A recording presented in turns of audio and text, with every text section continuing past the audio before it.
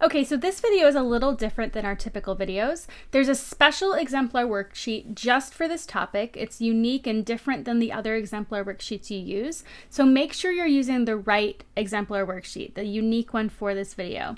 This video is to help you understand the difference between irritable bowel syndrome and inflammatory bowel disease, and about the two diseases that fall under the umbrella of inflammatory bowel disease, ulcerative colitis and Crohn's. So let's go ahead and get into it.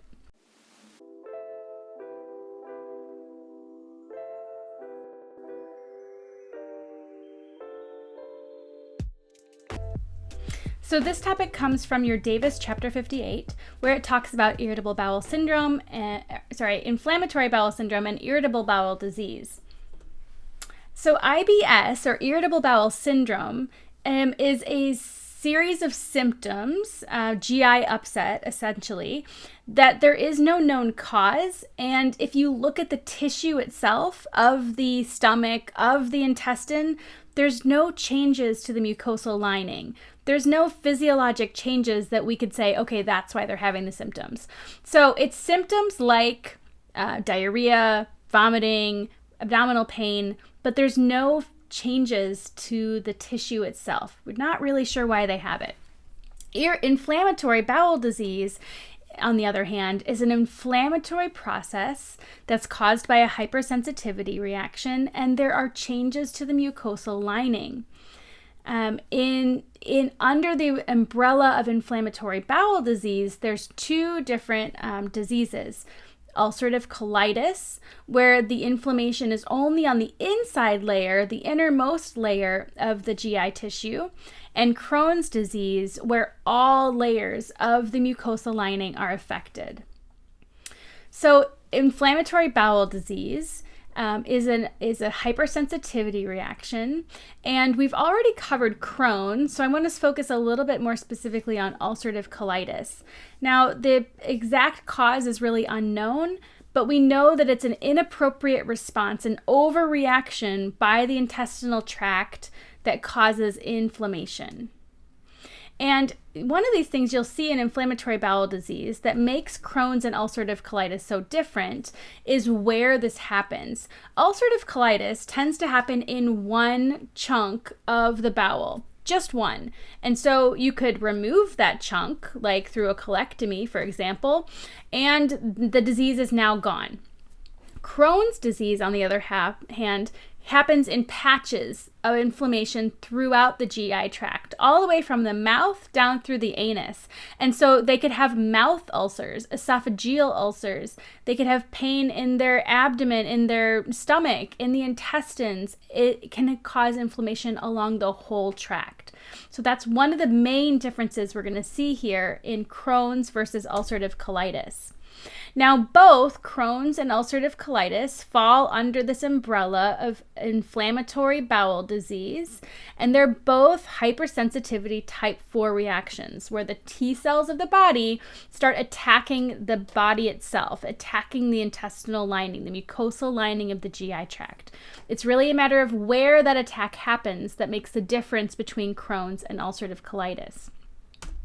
Now, when we're talking about ulcerative colitis and Crohn's, because they attack different parts of the intestines, different layers of the mucosal lining, we're going to see different kinds of signs and symptoms.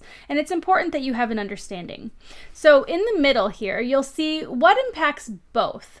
So both are a hypersensitivity type 4 reaction. It's the body's own immune system attacking itself. Both kinds are going to cause diarrhea, abdominal pain, some non-GI symptoms from the inflammatory process, things like joint pain, malaise, and rashes, some abdominal distension, fevers. It can cause decrease in hemoglobin and hematocrit from bleeding.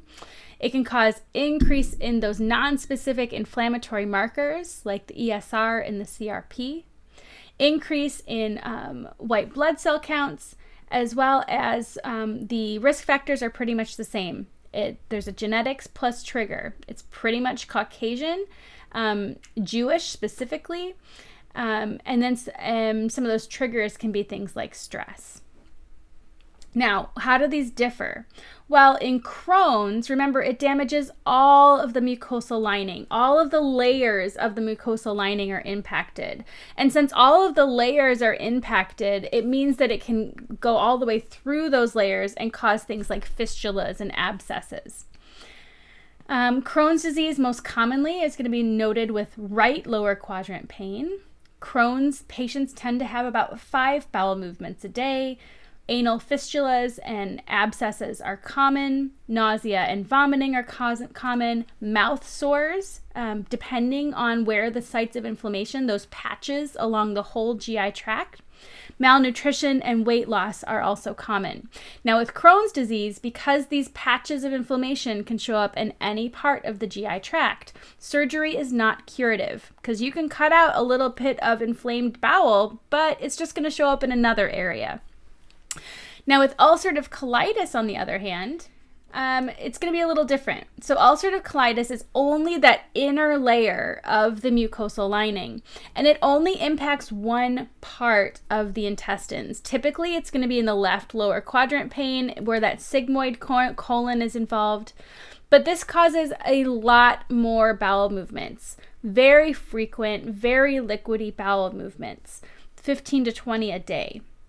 And blood in the stools is common.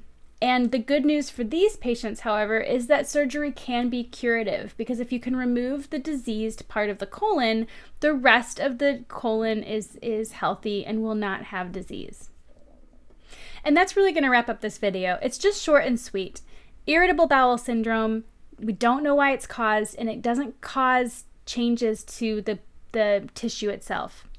Inflammatory bowel disease, however, is an autoimmune disorder and causes changes in inflammation to the bowel tissue. Inflammatory bowel disease encompasses both Crohn's and ulcerative colitis, and based on which one of those type 4 hypersensitivities the patient has, they're going to see differences in both treatment and signs and symptoms. I hope this helps clear things up a bit for you. Thanks for listening. I'll see you next time.